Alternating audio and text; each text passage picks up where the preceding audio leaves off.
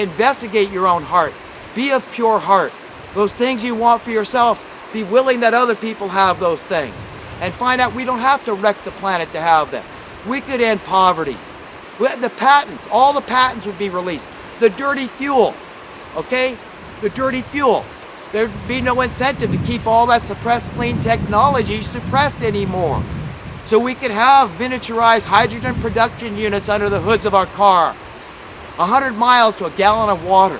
And what is evaporated will go back up into the atmosphere. Okay? 100% eco-friendly. And with poverty. Okay, what happens if you start into poverty? Okay, you're going to start stepping on a lot of toes. Because a lot of people are employed in what I call the criminal injustice system.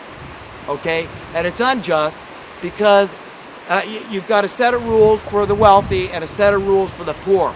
You ever heard of paying Baal? Okay? Look into what that really means, the origins of that word. Because it's like an idol. B-A-A-L was the original spelling. And Baal was a false god. It was a god like a statuary. And so people would pay homage to this phony god and they would find relief. And this is the same thing we got going on right now.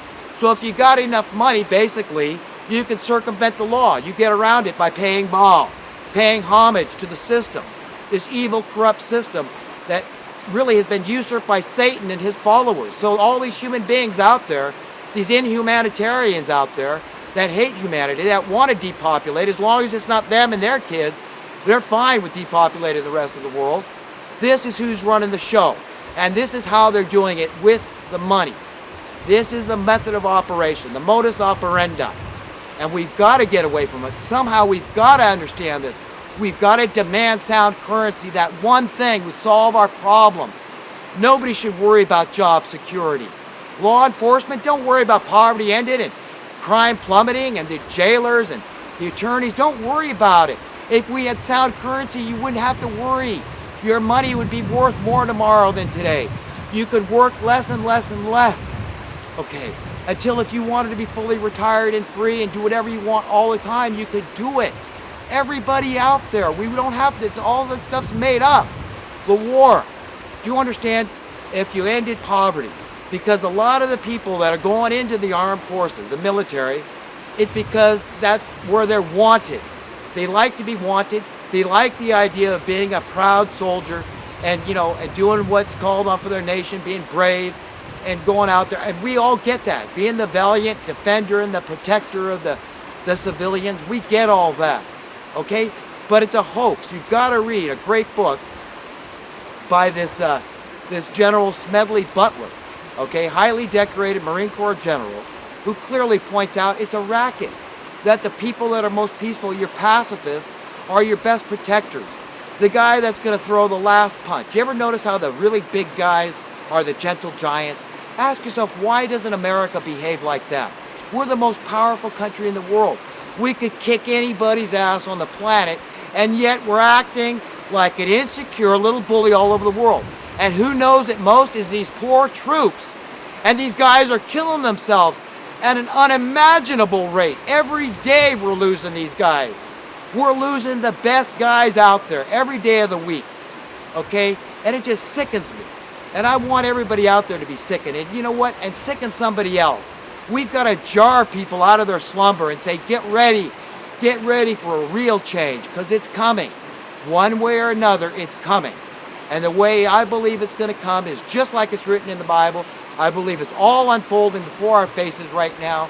If you read the book of Daniel, this was a book that was reserved to be fully understood in the last days period before the end of the age. And look at the significance of the number 44 over and over, repeated in there. And then you look at Obama being a president 44. All this stuff gets very bizarre, okay? But you know what?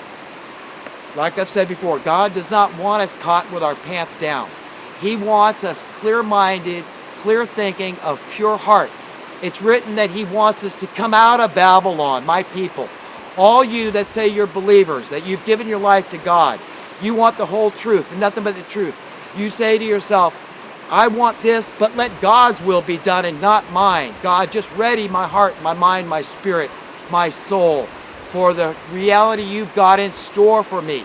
That's what we've all got to do, because I do believe in the return of Jesus and this multitude of holy angels from the four winds of heaven.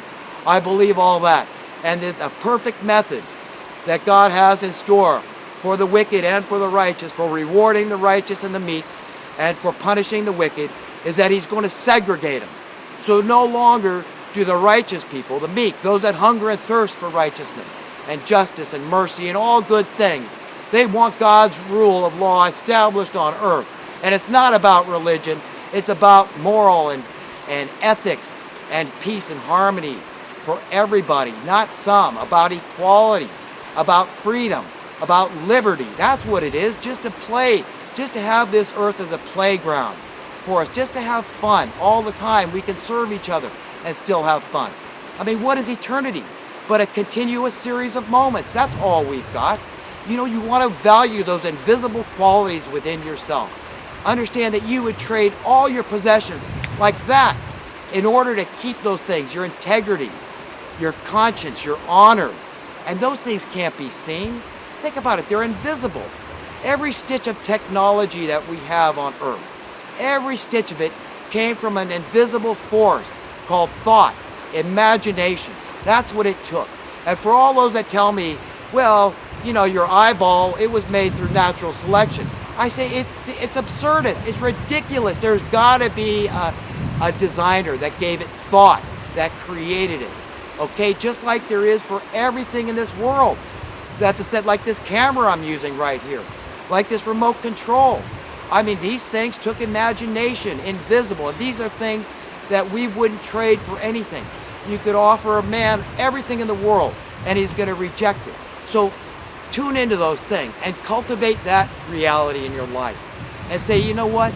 I want to go to a better world. And God wants me to go to a better world. That's what makes sense. That's reasonable.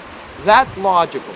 And you've got to start by caring about your fellow man. That's how you love another, is really caring and seeing your welfare intimately, inextricably entwined, interconnected with your fellow human being, and give a damn. I'm going to end this video now, and everybody out there have a great day. And it sure is a beautiful day here in Butte County, California.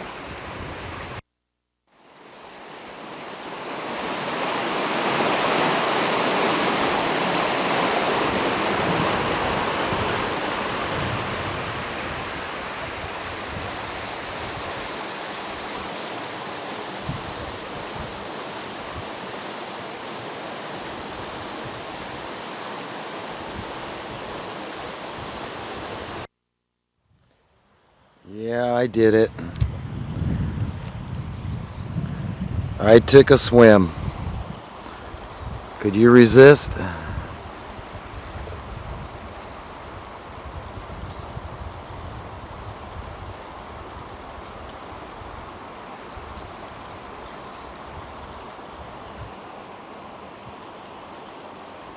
Sweet Jesus,